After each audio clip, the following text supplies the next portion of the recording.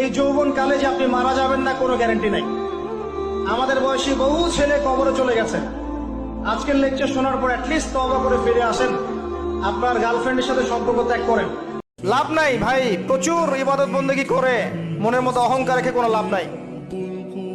অনেক কিছু করছেন, নিজেকে মনে করছেন আপনি সুপিরিয়র, অন্যরা সব ককরোচ, আপনি জান্নাতের ডিলার। লাভ নাই, ইবলিসের আকীদা এটা।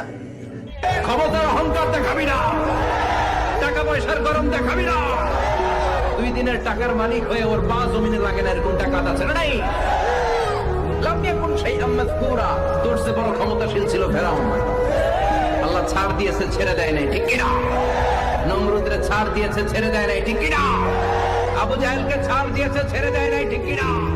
একটা কথা মনে রাখবেন, আল্লাহ যাকে যেমন রেখেছেন আলহামদুলিল্লাহ।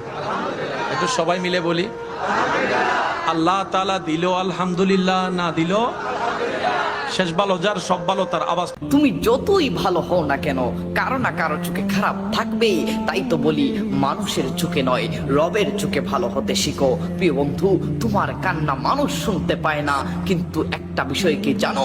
তোমার প্রতিটা অশ্রুর মূল্য আমার আল্লাহ লিখে রাখে।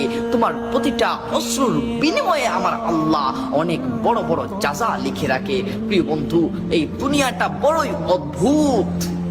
তুমি যতই আল্লাহর হইবে, মানুষ তোমার থেকে দূরে সরে যাবে, মানুষ তোমার থেকে দূরে সরে যাবে। এইটাকে তুমি তোমার ব্যর্থতা মনে করিও না, বরং সাফল্য মনে করো। কেননা আল্লাহ পাক রব্বুল আলামিন তোমারকে পরীক্ষার মধ্যে ফেলছেন, আর আল্লাহ পাক রব্বুল আলামিন তাকেই পরীক্ষায় ফেলেন যাকে তিনি পছন্দ করেন। বছরে একটা দিনও আপনার সন্তান গিয়ে আপনার কবর জিয়ারত করবে কিনা সন্দেহ আছে। এটাই বাস্তবতা, নির্মম বাস্তবতা। আল্লাহ থেকে এসেছি, আল্লাহ ফিরে যাব, একাই, কেউ নাই সাথে। এই মৌতের ফিকিরটা কলবটাকে জীবিত করবে ইনশাআল্লাহ। বান্দা যখন মুখ দিয়ে বলে হাসবুনাল্লাহ, আমার আল্লাহ আমার জন্য যথেষ্ট, এই বলে যখন নিজেকে সঁপে দেয়, তার কি লাগবে ওই দায়িত্ব স্বয়ং নিয়ে নেয় কে?